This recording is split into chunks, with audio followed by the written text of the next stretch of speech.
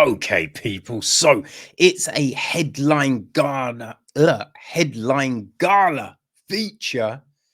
A reason why a load of people are coming to the festival. It is the new film from Martin Scorsese, Killers of the Flower Moon. Right? Killers of the Flower Moon. It's directed by Martin Scorsese, who co-wrote the film with Eric Roth. It is then produced by...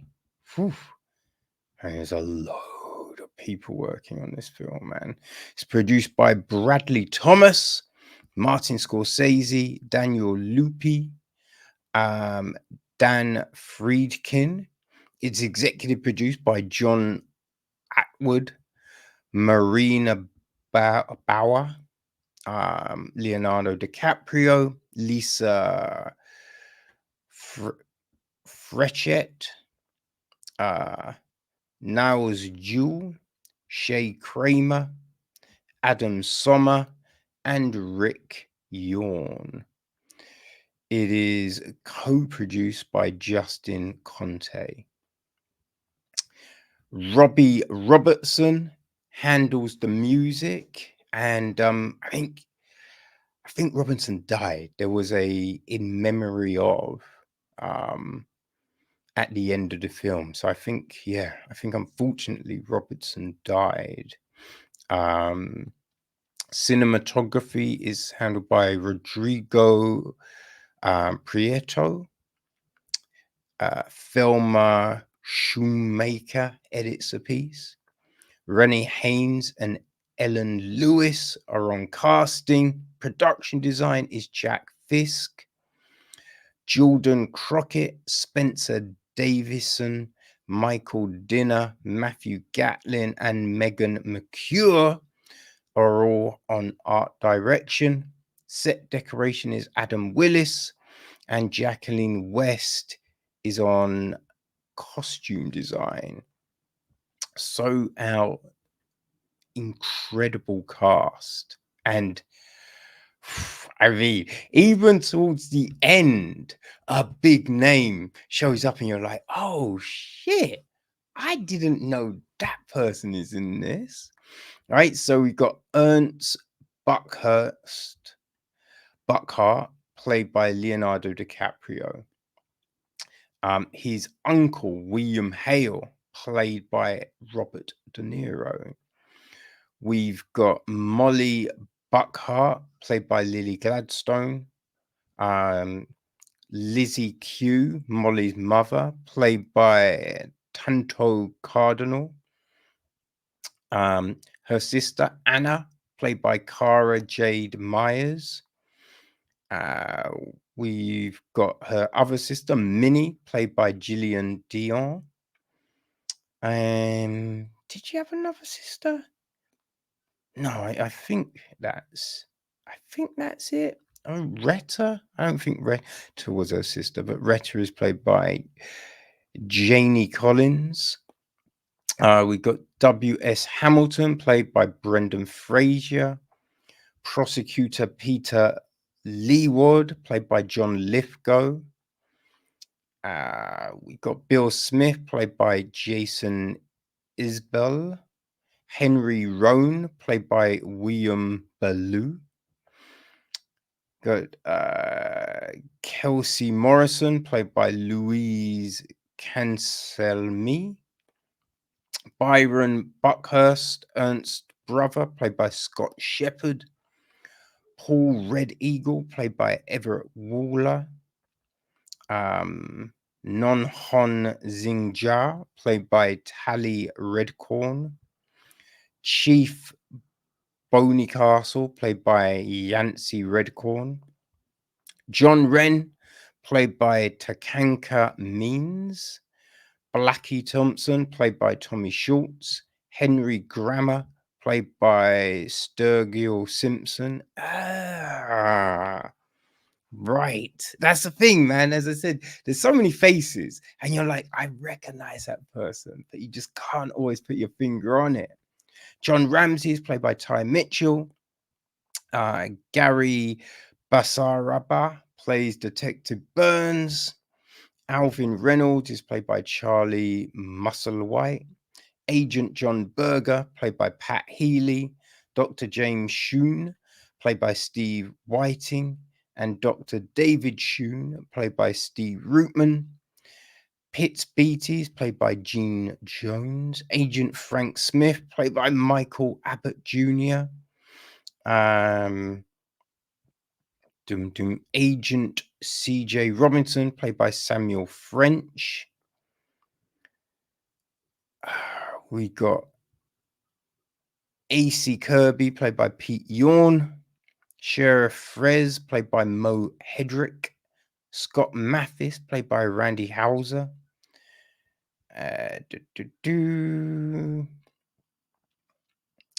We have got Bob Mount, played by Wally Welch.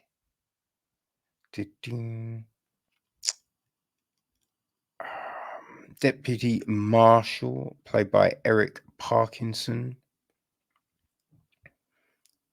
Who else do we have? I mean, there's just so many people. So many people, and the talent is just off the wall. I mean, let's leave it. Yeah, let's leave it there. But the gist of the film is this: at the turn of the 20th century, oil brought a fortune to the Osage Nation, who became some of the richest people in the world overnight.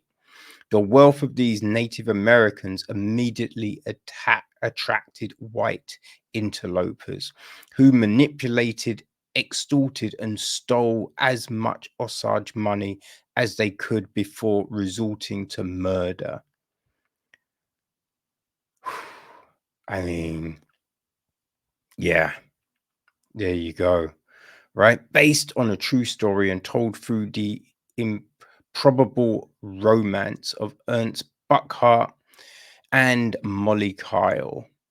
Killers of the Flower Moon is an epic Western crime saga where real love crosses paths with unspeakable betrayal. And so now that's the thing, right? That's the idea of the story. And the crazy thing about this, I heard about this story years ago, right? And it's a funny one, right? It was on the JRE, Joe Rogan podcast. And he was talking, I think someone recommended this book to him. I think one of these guests recommended this book from David Grann, right? It's called Killers of the Flower Moon, The Osage Murders and the Birth of the FBI. And that's the thing, right? So, yeah. And just hearing about that story, then you're just like, what? No, that's insane. How the fuck does that happen? You know? And it's crazy to hear about. So when I heard Martin Scorsese and DiCaprio had bought the rights, you're just like, oh shit. Okay, let's see what happens here. Then you hear about the run times, right? Now, this was I feel it's like 3.5 hours. I feel there's a long I believe there's a longer cut as well. I think there's a cut that's over 4 hours. And that's like, oh my days, that's long. And it seems a little daunting, right? But I remember I love The Irishman, and I thought The Irishman was handled very well. So I don't mind a long film, because if the story is there, the story is there, and you're so engaged that time just goes woof. You know what I mean? And so this, I mean, it's like everything you hear about the making of, and the cast and all of that, the length, it screams epic. And then when you watch it, yeah, this is an epic tale. an epic tale. We start off with a funeral, right? And that just because we don't know it's a funeral. It looks like some sort of rites are being performed, you know, and you're just kind of transfixed by, it's the language, the chanting, right? The procession, the just the way it's kind of put together, the ceremony of it all. You're just transfixed by that. And then it transpires, it's a funeral, right? And you're just like, oh shit. So we have this, and then we cut to a scene of some kids, right? Some Osage kids, and they're kind of playing as this oil bursts through the ground. And you're like, oh shit. You know what I mean? Like, I don't think oil is to be played with. I mean, that's not good for the health, people. But it just shows this crazy kind of situation, right? Oil bringing money, wealth, life, as it were, and death. So we see these two sides of a coin. And then, we see these things happen, right? So you've got Hale, right? You've got William Hale, and he's speaking the Osage tongue, right? He's acting like, you know what I mean? To put it in today's terms, he's acting like an ally, right? That's the big thing. He's acting like an ally, like he cares for these people, talking, oh, this is my best friend, right? This is my best friend, he says about Henry Roan. And you believe it. You're watching and you believe it all. We see, but it's a conversation he has with his nephew, Ernest Banker, right? That you then see, oh shit, there's more happening here. Because this is conversation about, so the Osage people were given these things called head rights, which is money for the oil that's on the ground, on the land. They're the only ones with these rights. So you then saw, as mentioned, right, in the synopsis, all of these white people that are like, we want this money. So it's, how can we get this money? So, it's marrying into, the people, right? Take an Osage wife. So doing that, you then saw there were two different prices for things, right? It's like when you go to places and you feel there's a tourist price and there's a native price, right? It's one of those, right? We hear it referenced to funeral payments, which is just, and it's just like, oh, I work hard for my money. They were just given it. So why shouldn't we? That's the attitude of people. And so you then see that there's these schemes to get these head rights, right? Get that influence. And it's crazy. So that's how you first understand William Hale isn't all he seems to be. Right? He's an oil salesman, as it were, a wolf in sheep's clothing, people. And it is played so well by De Niro. I mean, just the acting chops on display in this film, so fucking good. Because you believe Hale when he's talking to people and he's declaring his friendship and declaring all of this stuff, right? You don't buy any cynicism in it, right? But then when there's that switch, when he's with his people, right? When he's in a white only room, you then see how duplicitous he is. So it's being able to turn that switch, right, and give us these two different looks. You understand Ernst, right? It's like you believe to agree in the love he has for Mollie. You when he's talking to her, you believe it. But you see so much other stuff that you don't know where to go with this, right? This film is, oh man, it is just a sand castle, right? It's a sand fucking castle. And it's just getting higher and higher and higher. And I say a sandcastle because the foundation it's built on is nothing, right? It's lies and deception. So you are watching this frigging thing get higher and higher, and you're just like, surely it's gonna fall. No, it's like it cannot. They can't add on another floor, right? They cannot add on another floor. What's happening here? And so it is fascinating watching this, but it is so gut-wrenching. It's fucking terrible. Right? We see these deplorable actions. You just, you just feel disgusted, right? It's fucking grim, some of the shit that we see.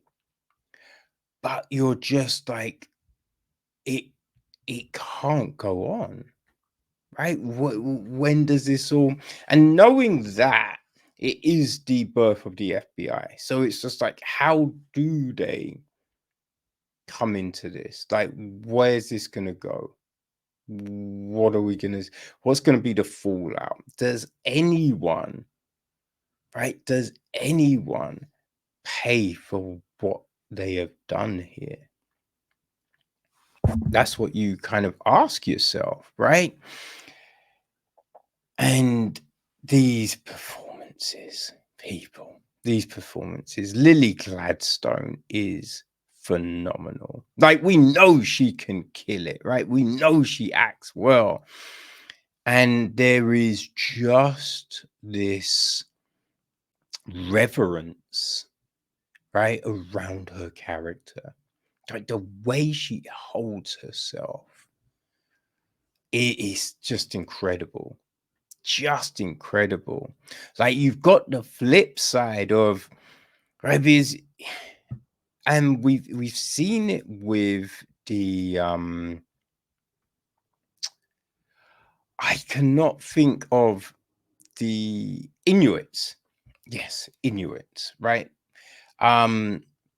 Because they're so used to eating like whale blubber and fish and things such as that. So when sugar got introduced, Coke and other things like that, diabetes just went woof through the roof and ravaged them. And that we see that with, the Osage peoples, right? The diabetes is killing people, and just, the alcohol, right? Because there was no, there was nothing in the genome to be able to tolerate certain things, right? So we just see the impact of all of this stuff. And so you have, Mollie, but then her sister Anna, right? And the 180 difference in the two, right? So it's just a, just a crazy situation, right? And I mean, the other crazy thing is, it's like, just the fact that these women believe these white guys, believed them. And a lot of the things these guys were doing, right? Just jumping from wife to wife and just all of these situations. And you're just like, what the fuck, man? This is insane.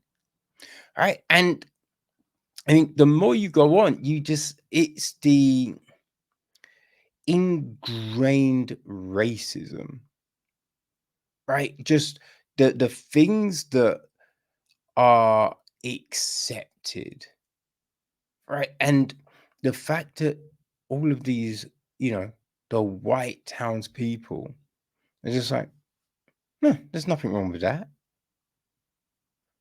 right?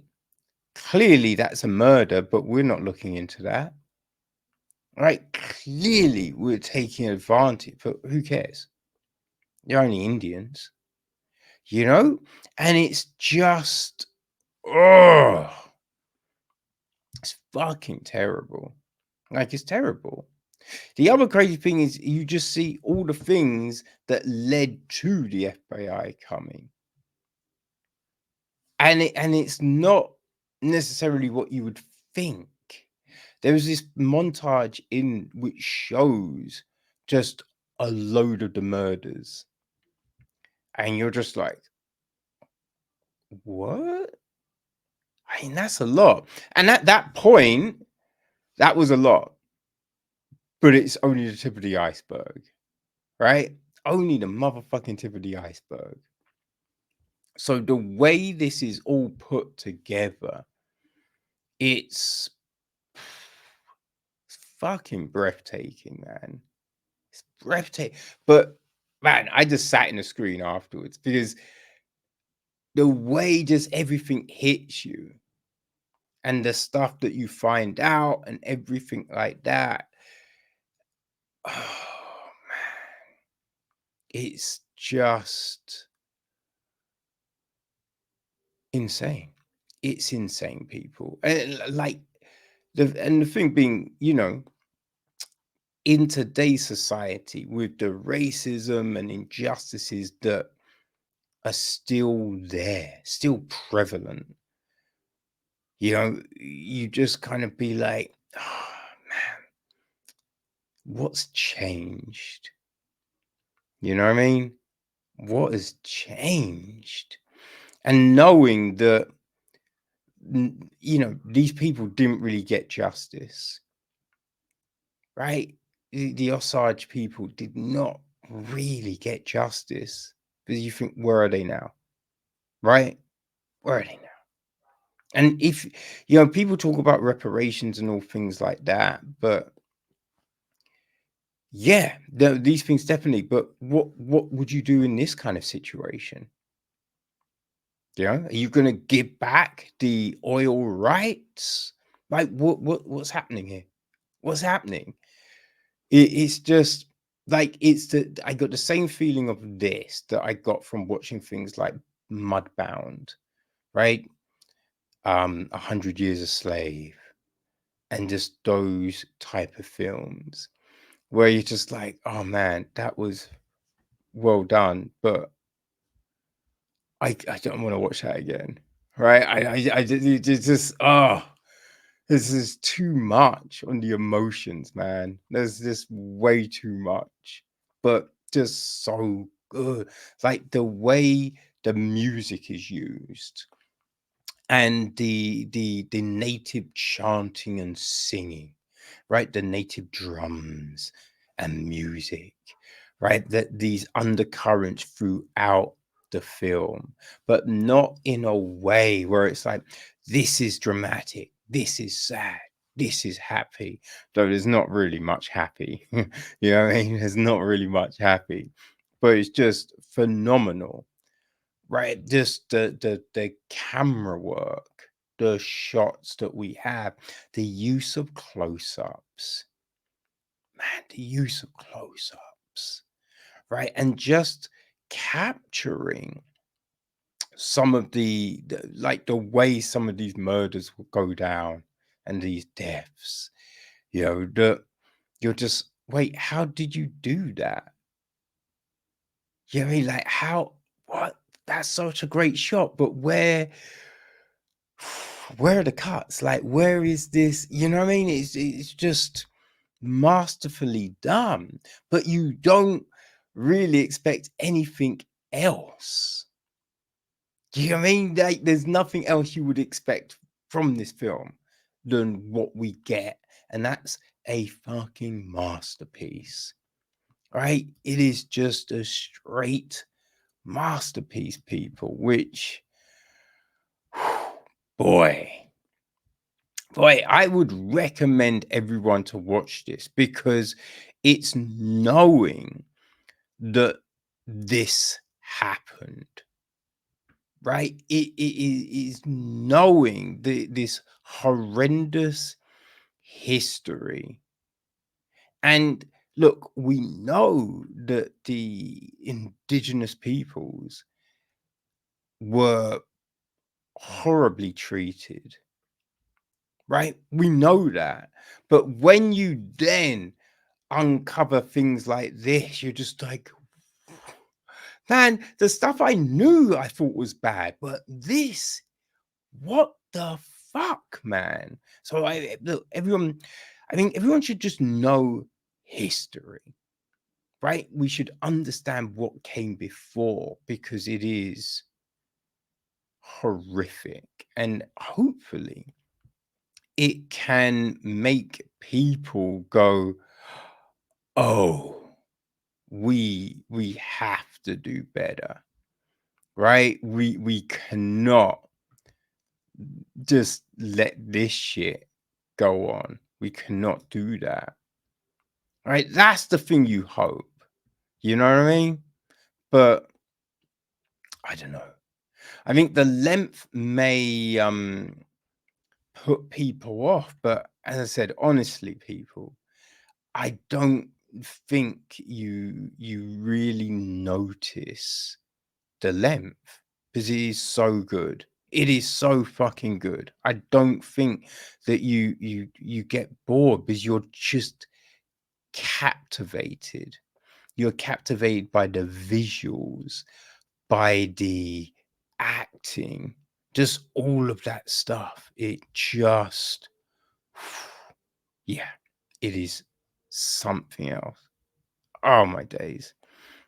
So I believe this is going to get a release on the 20th of October in cinemas, and then it's going to be released. I think it comes onto Apple.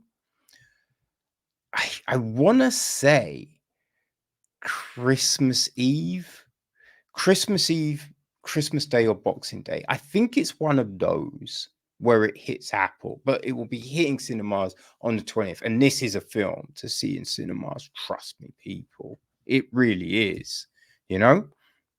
Now, it, opened today at the Royal Festival Hall, which, I mean, perfect setting, perfect setting.